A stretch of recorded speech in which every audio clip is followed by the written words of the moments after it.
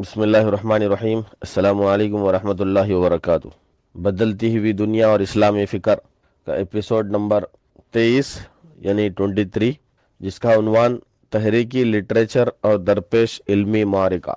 اس مقالے میں ان موضوعات کی نشاندہی کی کوشش کی گئی ہے جن پر ہندوستان کی اسلامی تحریک کو علمی کام کرنے کی ضرورت ہے۔ سیاسیات، پالیٹکس، معاشیات، اکانومکس، تہذیب، کلچر، تزکیہ، پیوریفیکیشن، تعلیم، ایجوکیشن، مذاہب اور تقابل مذاہب وغیرہ موضوعات پر اسلامی تحریک نے جو کام کیا ہے، ان سے ہٹ کر مزید جن موضوعات پر کام کی ضرورت محسوس کی گئی ہے، ان کا تذکرہ اس مقالے میں کیا گیا ہے۔ اسلامی تحریک نے عصر حاضر کے مسائل کا لحاظ کرتے ہوئے بڑا بیش قیمت لٹریچر تشکیل دیا ہے۔ یہ لٹریچر جہاں اسلام کی نہایت مؤثر ترجمانی کرتا ہے، وہیں مسلمانوں اور اہل اسلام کی رہنمائی بھی کرتا ہے۔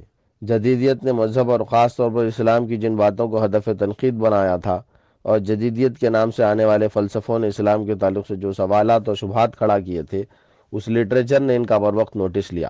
اہل اسلام کے اندر اسلام کے تئیں اعتماد اور یقین پیدا کیا، غیر مسلم دنیا کو اسلام سے قریب کیا، بے شمار قلوب کو دولت ایمان سے مالا مال کیا، اور بے شمار ذہنوں کو تشکیک کی آلودگیوں سے پاک کیا۔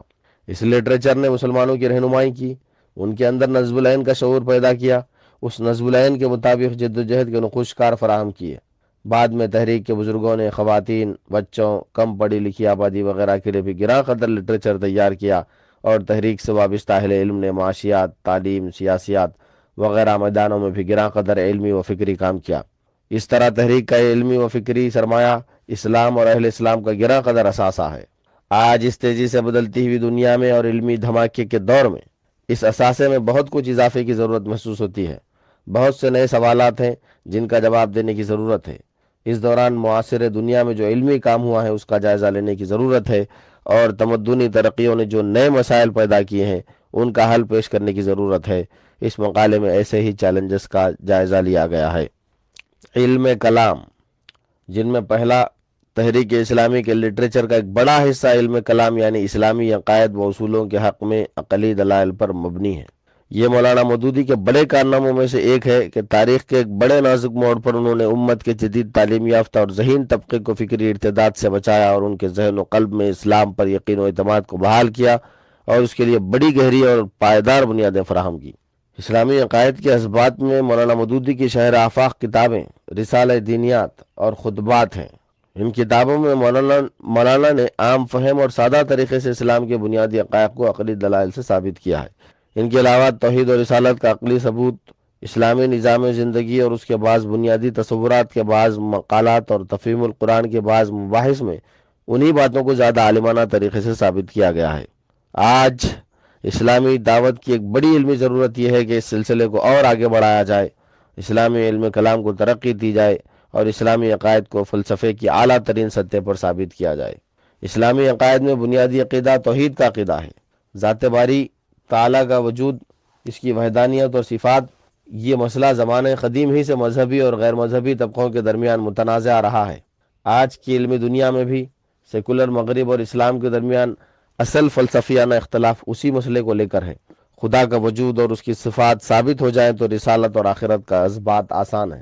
مولانا مودودی کی کتابیں ایک عام تعلیم یافتہ فرد کو خدا کے وجود پر قائل کرنے کے لیے کافی ہیں۔ ان کتابوں میں ان دلائل کا سہارا لیا گیا ہے جو عہد وسطیٰ کے میڈیول پیریڈ کے متکلمین نے، بالخصوص امام غزالی نے یونانی فلسفے کے توڑ کے لیے استعمال کیے تھے، اور جنہیں بعد میں عیسائی مبلغین نے بھی بڑے پیمانے پر استعمال کیا ہے۔ مولانا مودودی نے ان قدیم دلائل کو اپنے مخصوص طرز بیان اور جدید مثالوں سے نیا آہنگ بخشا ہے، اور جدید ذہن کے لیے انہیں قابل قبول بنا دیا ہے۔ بلا شبہ مولانا مودودی کی یہ کتابیں ہمارے عہد کی محسن کتابیں ہیں۔ ان مباحث نے نہ جانے کتنے قلوب سے تشکیک کا غبار صاف کیا ہے، اور بلا مبالغہ لاکھوں دلوں کو ہدایت کی شمع سے روشن کیا ہے۔ لیکن جیسا کہ عرض کیا گیا، یہ دلائل عام پڑھے لکھے لوگوں کے لیے تو کافی ہیں، لیکن ان لوگوں کے لیے کافی نہیں ہیں جنہوں نے مغربی فلسفوں کا گہرا مطالعہ کیا ہے اور ان کا اثر قبول کیا ہے۔ 18ویں اور 19ویں صدی میں ملحد مغربی فلسفیوں نے انہی دلائل کی کاٹ کی ہے۔ خدا کے وجود کے اسبات میں مولانا مودودی گھڑی اور مشینوں کی جو مثال دیتے ہیں، ہم سب جانتے ہیں کہ سب سے پہلے یہ مثال برطانوی عیسائی فلسفی ولیم پیلے نے پیش کی تھی، گزشتہ 2 برسوں میں یہ پوری علمی دنیا میں مثال کثرت سے زیر بحث آ چکی ہے۔ ڈیوڈ ہیوم سے لے کر رچرڈ ڈاکنس تک درجنوں فلسفیوں نے اس پر جرح کی ہے، اور رچرڈ ڈاکنس نے ایک مستقل کتاب صرف اس ایک دلیل کے رد میں لکھی ہے۔ برٹن رسل کے دلائل اچھے اہل ایمان کو متشکک کر دیتے ہیں۔ ہمارے زمانے میں رچرڈ ڈکنس، کرسٹو فرینچس اور وکٹر اسٹنجر جیسے دسیوں بلند پایہ فلسفی ہیں جنہوں نے الحاد کے حق میں دلائل کی وسیع عمارتیں کھڑی کی ہیں۔ یہ سب فلسفے علمی دنیا میں الحاد، خدا بیزاری اور انتہا پسندانہ سیکولرزم کے لیے مضبوط بنیادیں فراہم کرتے ہیں۔ ان فلسفوں کے مقابلے کے لیے ہمارا موجودہ اسلامی سرمایہ کسی صورت کافی نہیں ہے۔ میں ایسے کئی صالح دیندار نوجوانوں سے واقف ہوں جو کانٹ اور رسل کو پڑھ کر کئی سال تشکیک اور سخت پریشانی کے عالم میں رہے۔ یہ اسلامی دعوت کی اہم ترین علمی ضرورتوں میں سے ایک ہے کہ عالمانہ اور فلسفیانہ سطح پر الحاد کی کاٹ کی جائے اور خدا کے وجود کو ثابت کیا جائے۔ یہ کام عہد وسطیٰ میں امام غزالی نے کیا تھا، جنہوں نے یونانی فلسفے کی بنیادیں ہلا دی تھیں۔ عیسائی دنیا میں اس محاذ پر بڑا قابل قدر کام ہوا ہے۔ اگر اس سے استفادہ کرتے ہوئے بھی کچھ کتابیں لکھ دی جاتی تو بہت قیمتی کام ہو جاتا۔ اس طرح کی کچھ کوششیں بھی ہوئی ہیں۔ ترکی کے دانشور ہارون یحییٰ نے سائنسی دلائل کا سہارا لیتے ہوئے بہت قیمتی لٹریچر پیش کیا ہے، لیکن یہ دلائل بھی عام لوگوں کے لیے ہیں۔ ملحد فلاسفے کی گتھیوں کو فلسفیانہ سطح پر حل کرنا ان کا مقصد نہیں ہے۔ مولانا وحید الدین خان نے بھی ایک زمانے میں اس ذیل میں اچھی کوششیں شروع کی تھیں۔ اگر وہ اسے جاری رکھتے تو شاید بڑا اہم کام ہوتا، لیکن اس سے انکار ممکن نہیں ہے کہ اس موضوع پر ان کا موجودہ لٹریچر بہت سطحی نوعیت کا ہے۔ اس سے اہل ایمان کی ایمان میں مستحکام ضرور پیدا ہو سکتا ہے، لیکن کسی ملحد فلسفی کو قائل کرنے کا کام نہیں ہو سکتا۔ مولانا عبدالباری ندوی کی کتاب میں اس موضوع پر بعض گراں قدر مباحث ہیں، اور خاص طور پر کوانٹم میکانکس اور نظریہ اضافت کے بعد کی فلسفیانہ صورتحال کو پیش نظر رکھتے ہوئے بعض اچھے نکات اس کتاب میں موجود ہیں، لیکن ایک تو یہ بحث کافی نہیں ہے اور دوسرے اب کافی قدیم ہو چکی ہے۔ امریکی عیسائی فلسفی ولیم کریگ نے اسلامی علم کلام ہی کو عیسائی نقطہ نظر اور سائنس و فلسفے کی جدید ترقیوں کی روشنی میں کافی ترقی دی ہے، اور خدا کے وجود کے اثبات میں ان کے کام کو بڑی اہمیت حاصل ہے۔ اور ان کی 30 سے زیادہ کتابیں، اور خاص طور پر ان کی کتاب دا کلام کاسمولوجیکل آرگیومنٹ خدا کے وجود کے اثبات میں بڑی گہری فلسفیانہ کتاب ہے، اور ملحد فلسفیوں کے تمام دلائل کا بہت پرزور رد ہے۔ اسی طرح برطانوی فلسفی اینتھونی فلیو زندگی بھر ملحد رہے اور الحاد کے حق میں اور خدا کے وجود کے رو میں 3 درجن سے زیادہ کتابیں لکھیں۔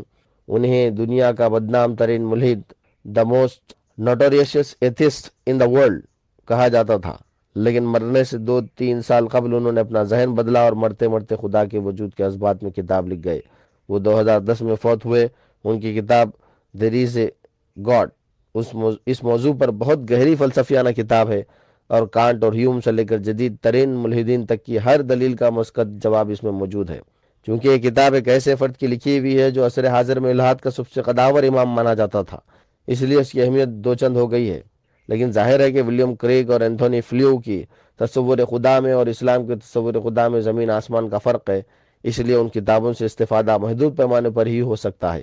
اس لیے شروعات میں کم از کم یہ ہونا چاہیے کہ فلسفے کے کچھ ذہین طالب علم ان عیسائی فلسفیوں کے افکار سے استفادہ کرتے ہوئے اسلام کے تصور خدا کے حق میں کچھ گہری کتابیں لکھیں، اور دھیرے دھیرے جدید اسلامی فلسفے کی ایک مستقل شاخ بن جائے۔